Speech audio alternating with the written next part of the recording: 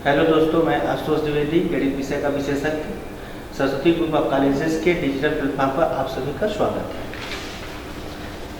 है। पिछले क्लास में हमने डिस्कस किया था कि रियल नंबर क्या होता है और इंट्रोड्यूस कराया था आपको रियल नंबर से, जिसमें आपको हमने बताया था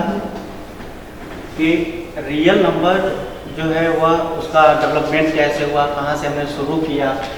तो उसमें आप देखेंगे कि हमने बताया था कि आप शुरू करते हैं नेचुरल नंबर से। नेचुरल नंबर से आपने शुरुआत किया, नेचुरल नंबर से होल नंबर के बाद आपका इंटीजर हुआ, इंटीजर के बाद रेशनल नंबर और रेशनल नंबर के बाद आपके इरेशनल नंबर, जिसमें कल पिछले स्लाइड में हमने डिस्कस किया है कि इरेशनल नंबर का कैसे हम कहाँ पर उसको प्लेटफॉर्म पर किस नंबर लाइन पर कैसे हम इंट्रोड्यूस करेंगे। जब इरेशनल नंबर तक का संख्या रेखा बन गया तो उसके बाद इन सभी संख्याओं को जोड़ करके और एक कंबाइंड नेम दिया गया जिसका नाम हुआ रियल नंबर। रियल नंबर नाम रखने के पीछे इसका जो नॉमेनक्लेचर है उसके पीछे एकमात्र कारण है कि इसमें जितनी भी संख्याएं हैं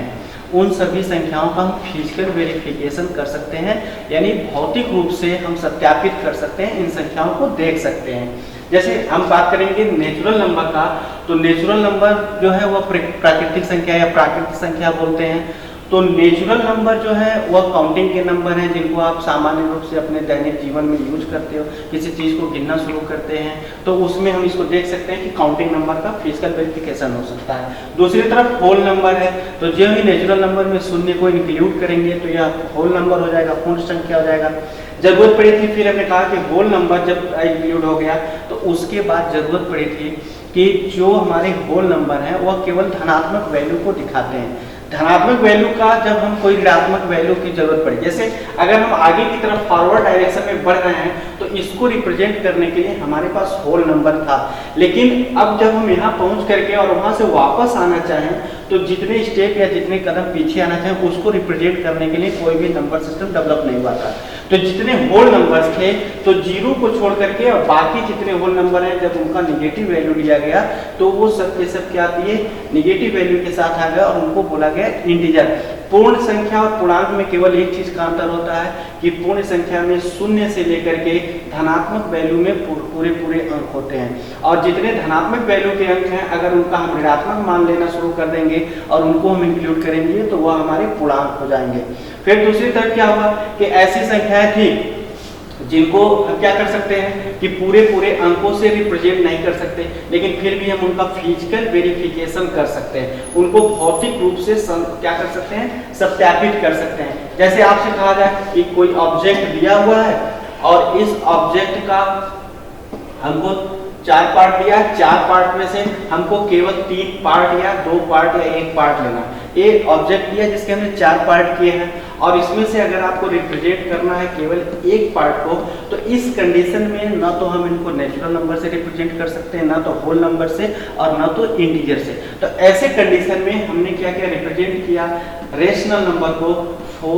1/4 से, जो रिप्रेजेंट करता है कि अगर हमारे किसी ऑब्जेक्ट में 4 पार्टीशन हुए हैं और 4 पार्टीशन में से केवल हमारा ऑब्जेक्ट 1 पार्टीशन का है तो हम इसको 1/4 से रिप्रेजेंट करेंगे, जो हमारा क्या कहलाएगा, रेशनल नंबर। रेशनल नंबर में हमने इंक्लूड किया थोड़ा सा कि जो पिछला डिफिनेशन है जो प्राइमरी सेक्शन में आप डिफाइन करते हो कि ऐसी संख्या है जिनको हम p/q के रूप में रिप्रेजेंट करते हैं और q जो है वह शून्य के बराबर नहीं होता। ये सामान्य डिफिनेशन है, प्राइमरी सेक्शन में अर्थमेटिक में हम इसको डिफाइन करते हैं, लेकिन जब हम हायर एजुकेशन में बात करेंगे, एल्जेब्रिक टर्म में बात करेंगे, तो एल्जेब्रिक टर्म में इसको रिप्रेजेंट करने के लिए न्यूमरल्स या नंबर सिस्टम में इसका रिप्रेजेंटेशन हम क्या कर सकते हैं कि सीधे जो है इसको क्या करेंगे हम कि सीधे रिप्रेजेंट करने के लिए, और हमने क्या किया कि एक डिफिनीशन थोड़ा सा मॉडिफाइड करेंगे, और मॉडिफिकेशन में क्या करेंगे कि इसको हम ये डिफिनीशन थोड़ा सा मॉडिफाइड कर रहे हैं, और मॉडिफाइड करने के बाद हम दिखाएंगे कि नया जो रेशनल नंबर का डिफिनीशन है वह क्या है।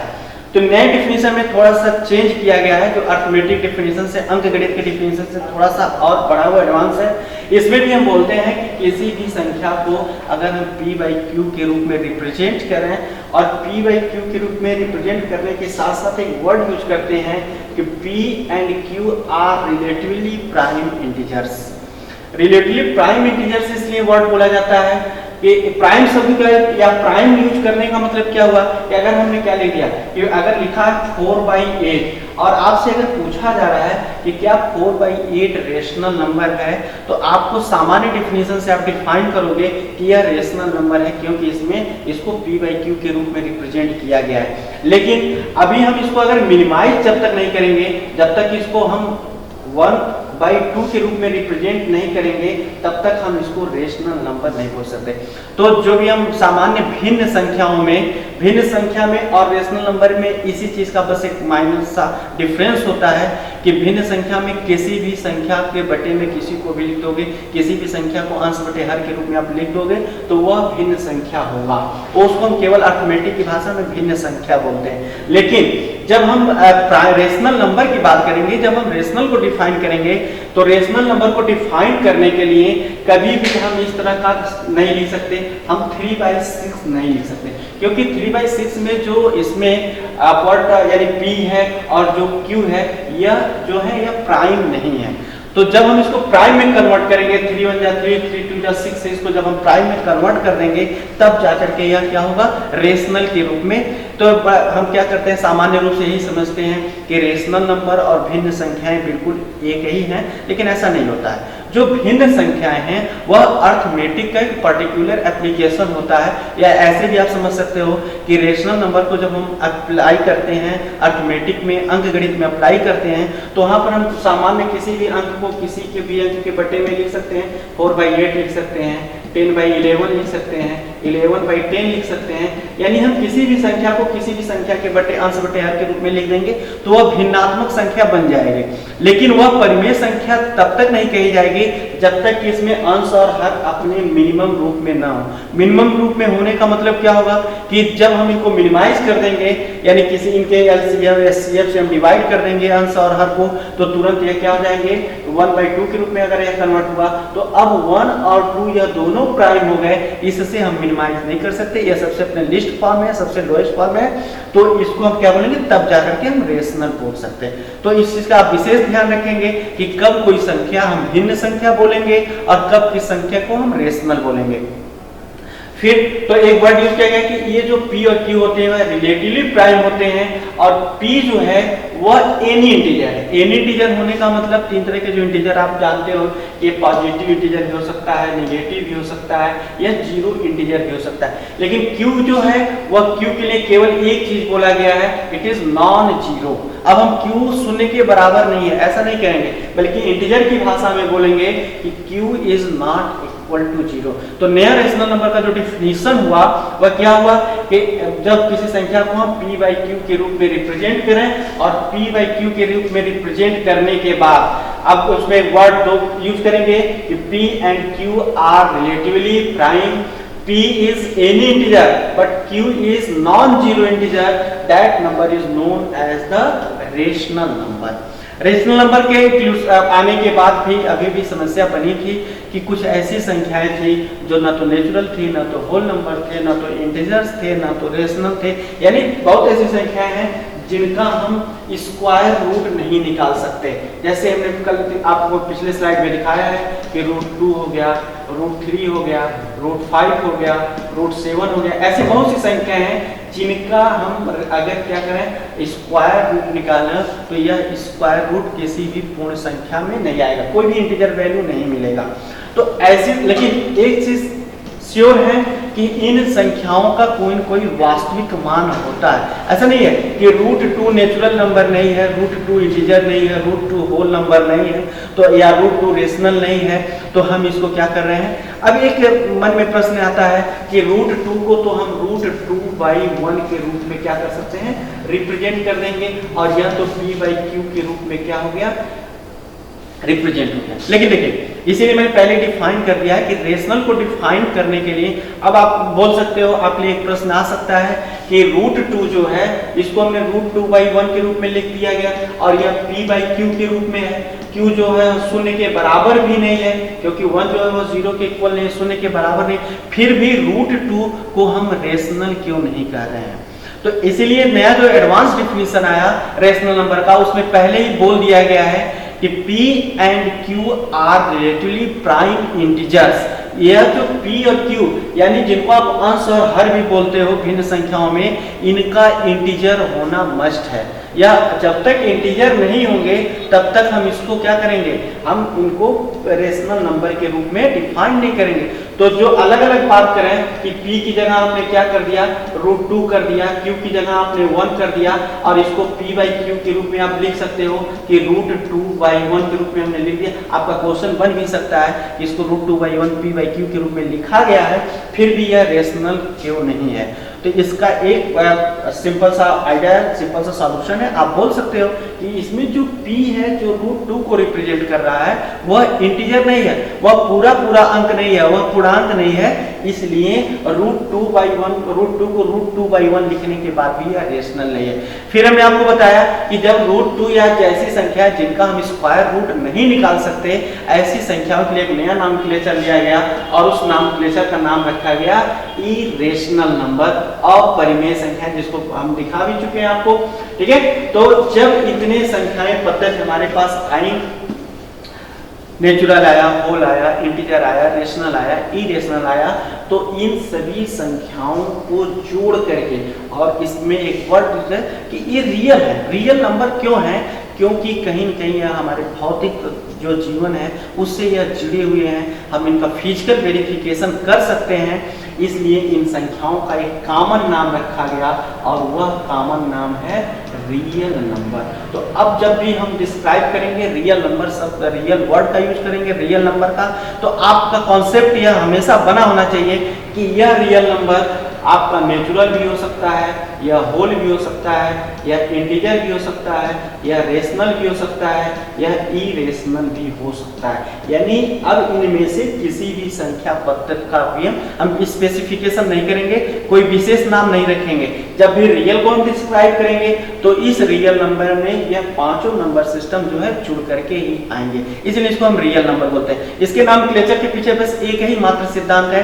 कि इनका फिजिकल वेरिफिकेशन होता है। हमारा जो भौतिक जीवन है, इस भौतिक जीवन में कहीं न कहीं यह वास्तविक रूप से जुड़े हुए हैं, इसलिए हम इनको वास्तविक संख्या या रियल नंबर कहते हैं। रियल नंबर के रिलेशन के बाद जब हमारा नंबर रियल लाइन का नंबर आ गया, संख्या रेखा आ गई, तो फिर उसमें क्या हुआ कि इनका एक अब दो ही चीजें हो सकती हैं कि इसमें जितनी संख्याएं हैं वह संख्याएं धनात्मक हो सकती हैं, वह संख्याएं ऋणात्मक हो सकती हैं, या जो रियल नंबर है वह 0 हो सकता है। अब हम इन सब की बात नहीं करेंगे, अब हम सीधे बात करेंगे रियल नंबर का। तो जो रियल नंबर है वह नेगेटिव वैल्यू के साथ भी हो सकता है, पॉजिटिव वैल्यू के साथ हो सकता है, या 0 के साथ भी हो सकता है। तो इसके लिए एक वर्ड यूज करेंगे, the absolute value of a real number. किसी भी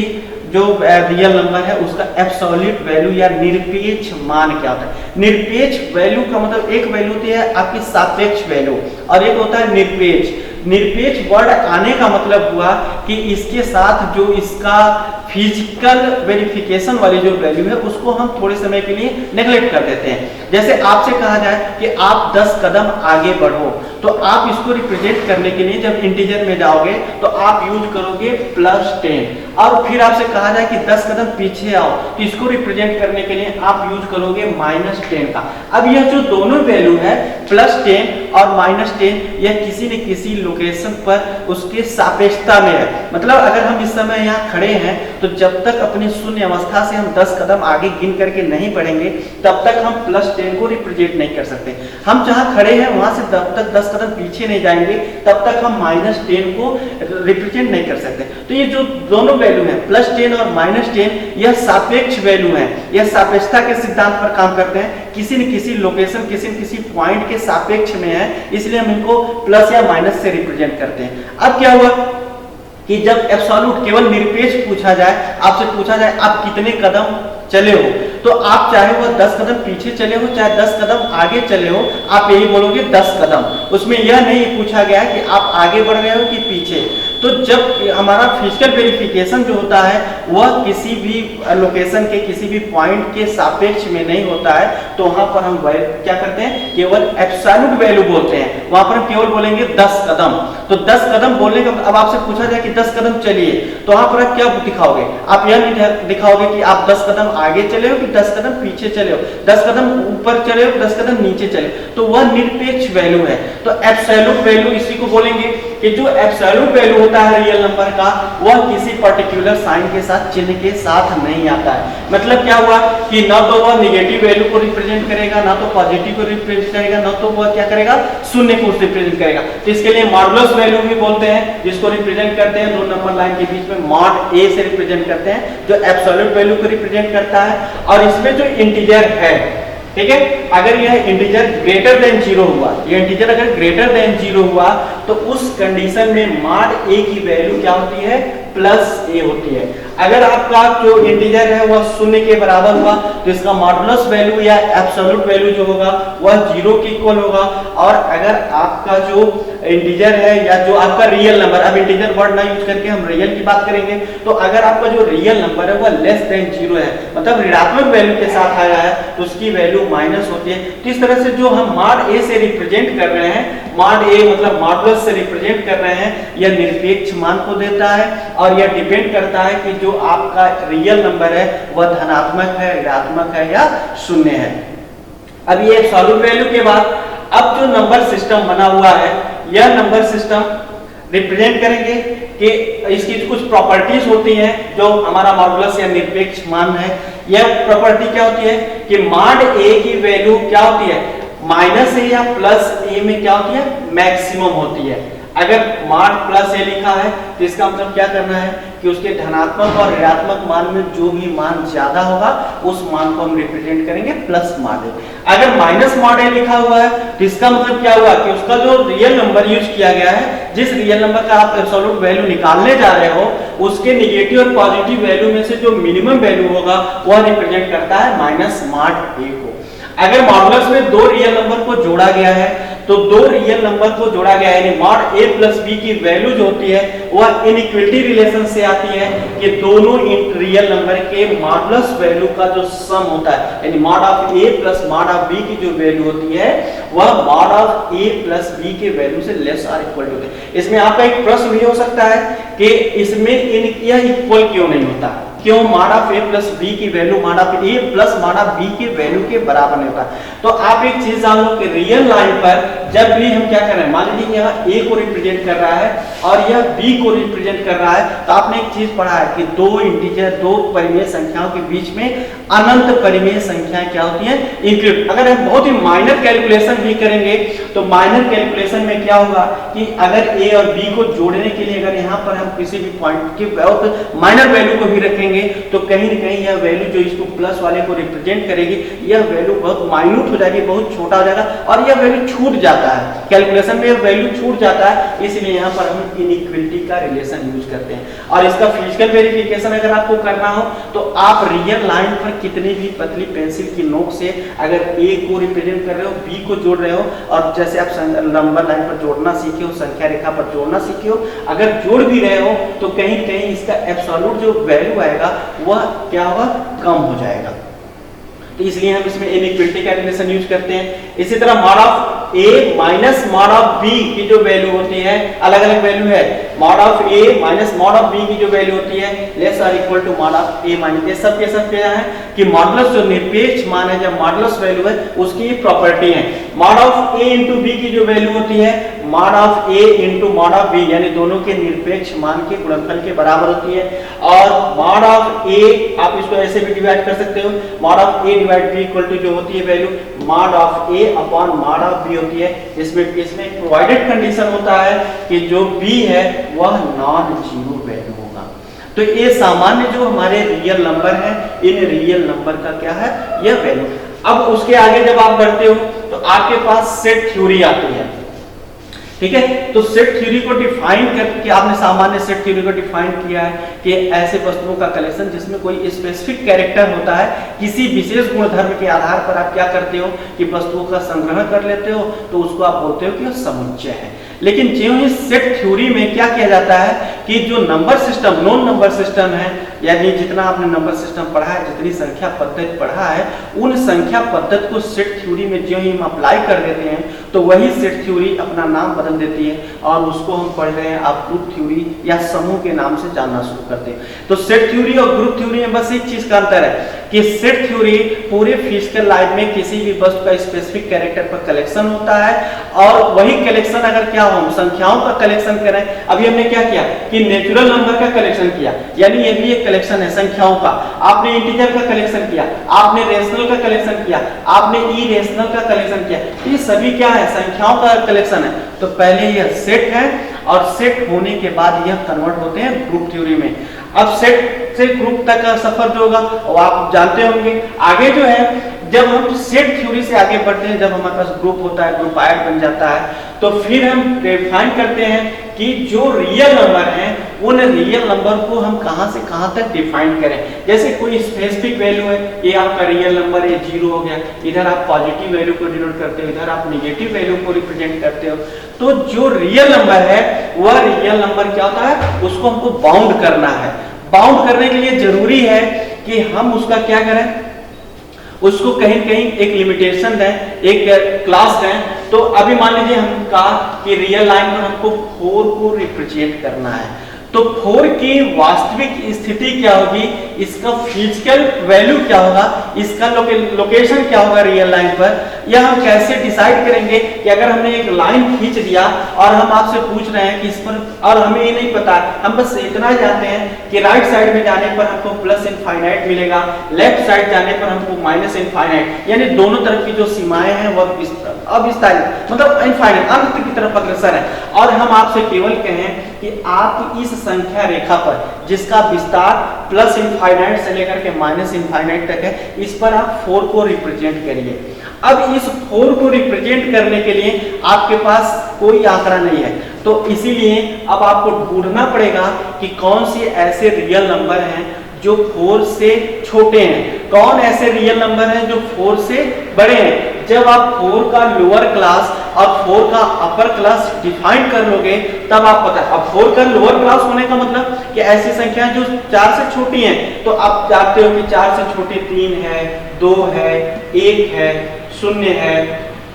उसके बाद -1 है, -2 है। 4 से अपर क्लास में जाने के लिए 4 का जो अपर क्लास है, अब आप जानते हो कि 5, 6, 7 यह सब क्या है, यह बड़े हैं। एक इसमें आप ऐसे भी प्रश्न पूछ सकते हो कि क्यों 5 जो है वो 4 से बड़ा है। तो पहले मैंने डिस्क्राइब किया है कि जब भी हम राइट की तरफ बढ़ेंगे संख्या रेखा पर तो वह बड़ी संख्याओं को रिप्रेजेंट करेगा, जब भी हम लेफ्ट की तरफ बढ़ेंगे तो वह छोटी संख्याओं को रिप्रेजेंट करेगा। और 5 का जो लोकेशन है वह 4 के लोकेशन से राइट साइड में, इसलिए 5 इसके अपर क्लास में है और बाकी ये जो संख्या है 3, 2, 1, -0, -1, -2 यह 4 का लोअर क्लास है। तो अब आप लोकेशन बता सकते हो कि संख्या रेखा पर जो 4 का लोकेशन है वह 3 और 5 के बीच में होगा और तब आप बता सकते हो कि यह 4 की स्थिति है। तो बिना किसी रियल नंबर के अपर और लोअर क्लास को जाने हुए आप उसका एक्चुअल लोकेशन नहीं बता सकते। एब्सोल्यूट वैल्यू बता सकते हो लेकिन उसका एक्चुअल रियल नंबर पर पोजीशन क्या है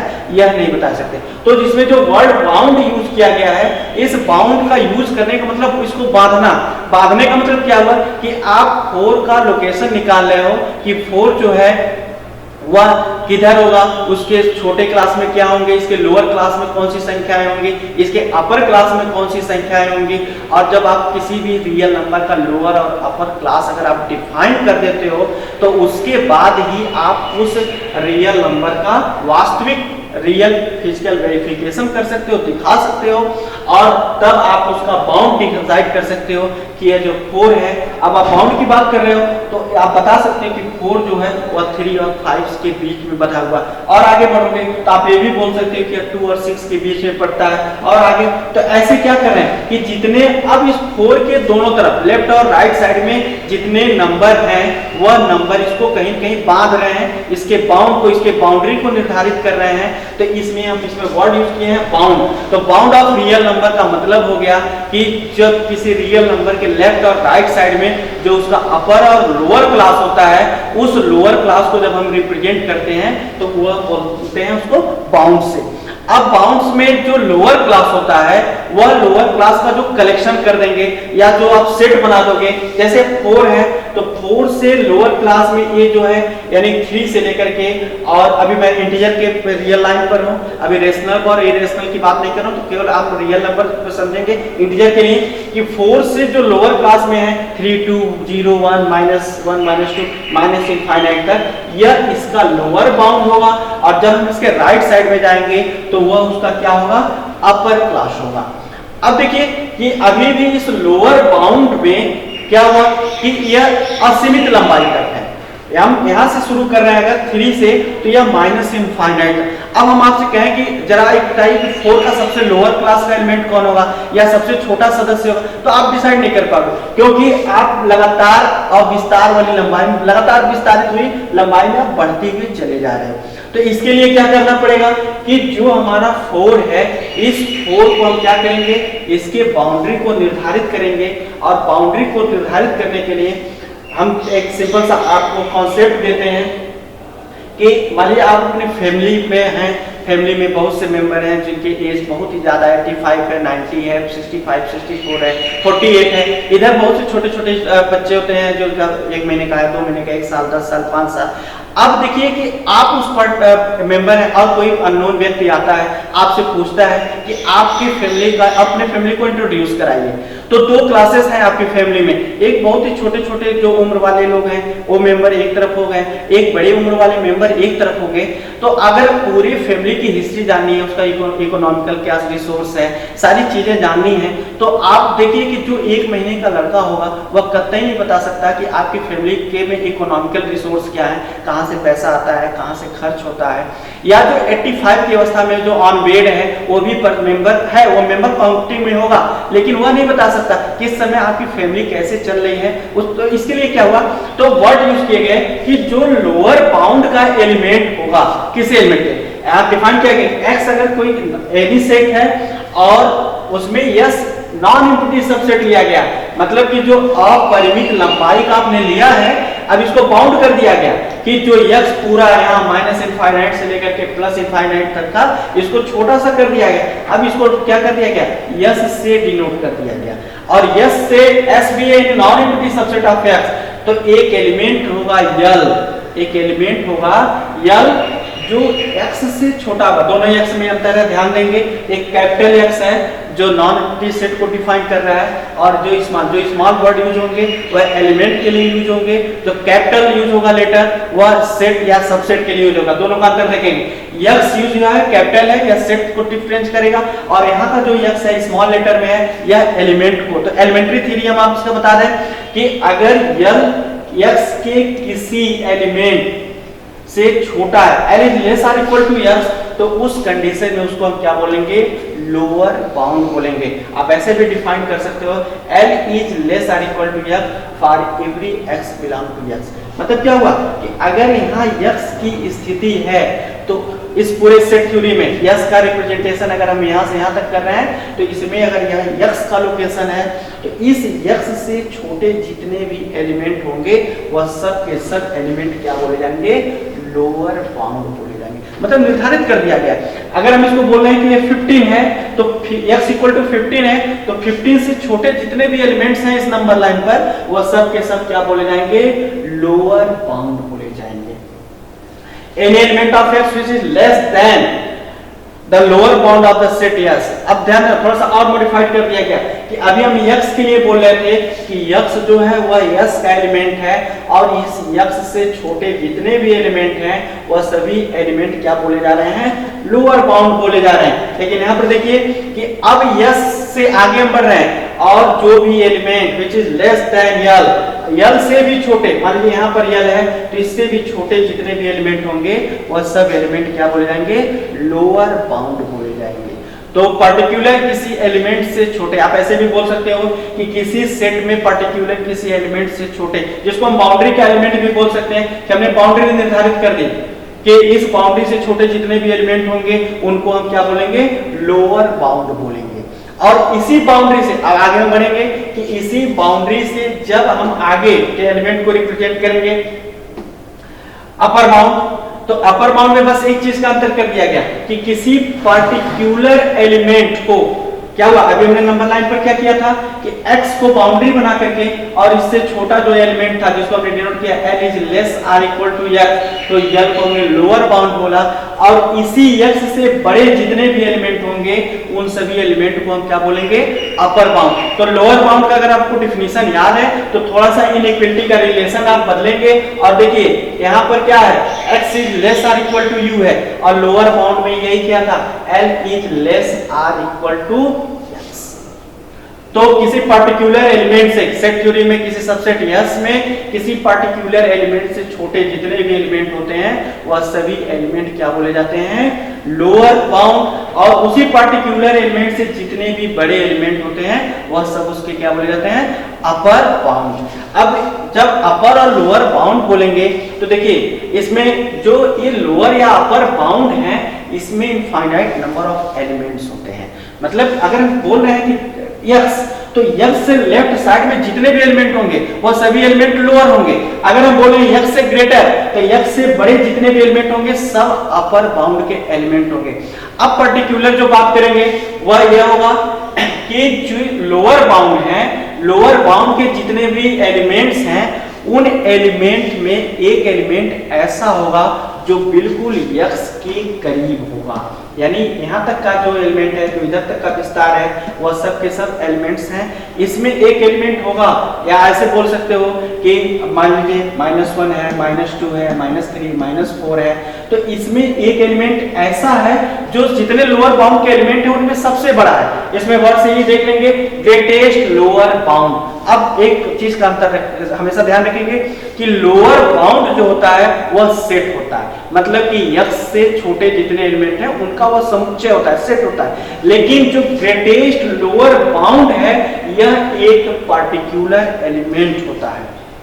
यह केवल एलिमेंट है जिसका दूसरा नाम होगा इन्फीमम। इन्फीमम का मतलब कि किसी पर्टिकुलर सेट में किसी एलिमेंट से छोटे जितने भी एलिमेंट हैं उन एलिमेंट में सबसे बड़ा एलिमेंट कौन है। जैसे हमने कहा कि 15 साल, अगर आपकी फैमिली में एक बाउंड्री हमने निर्धारित कर दिया कि 15 साल, तो इस 15 साल से छोटे जितने भी उम्र वाले मेंबर होंगे वह सब के सब लोअर क्लास के एलिमेंट होंगे और उनका समुच्चय हो गया 1 साल, 2 साल, 4 साल, 5 साल। लेकिन एक एलिमेंट ऐसा होगा जो इन सभी लोअर क्लास में भी सबसे बड़ा होगा। जो मान लीजिए हमने कहा कि आपके फैमिली मेंबर में 14 ईयर का कोई अगर बच्चा है तो यह 14 ईयर का जो बच्चा है यह इन सभी लोअर बाउंड वाले एलिमेंट में सबसे बड़ा है। तो उसको हम क्या डिनोट करेंगे, उसी को हम बोलेंगे इन्फीमम। मैथमेटिकल डिफाइन करेंगे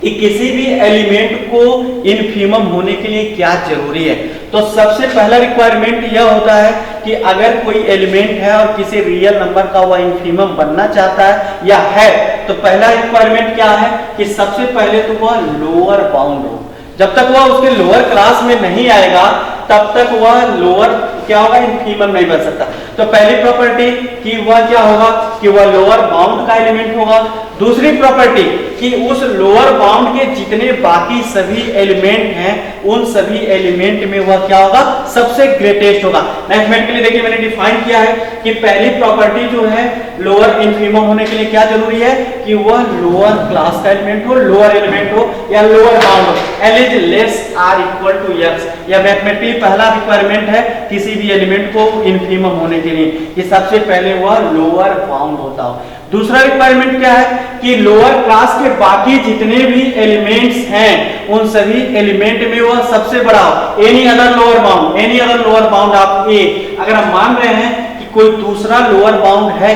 ए, तो उस ए से यल का बड़ा होना जरूरी है। दो रिक्वायरमेंट होता है इन्फीमम होने के लिए। पहला कि वह लोअर बाउंड हो, लोअर बाउंड का मैथमेटिकल कॉन्सेप्ट यह है L is less or equal to x। और दूसरा चीज क्या जरूरी है कि बाकी जितने भी लोअर क्लास के एलिमेंट हैं उन सभी लोअर क्लास के एलिमेंट में वह क्या हो, सबसे बड़ा हो। अगर यह दोनों मैथमेटिकली सेटिस्फाइड होता है तो आप बोल सकते हो कि L is the greatest lower bound or infimum of the set S। इसी के कॉन्सेप्ट पर जैसे आपने अपर बाउंड देखा, तो अपर बाउंड में आपने देखा कि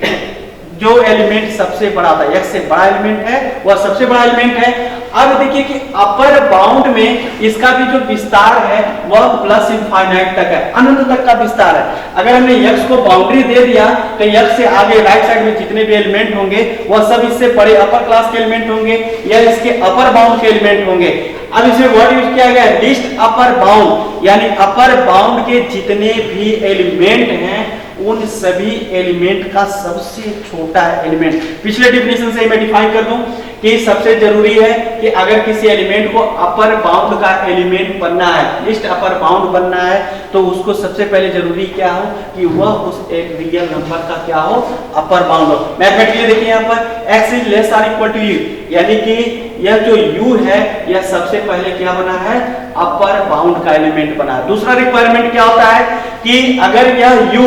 इस u को अगर लिस्ट अपर बाउंड बनना है या सुप्रीमम बनना है तो दूसरा रिक्वायरमेंट है कि बाकी अपर क्लास के जितने भी एलिमेंट हो उन सभी एलिमेंट से वह क्या हो, छोटा हो। अब देखिए दो चीजें हैं,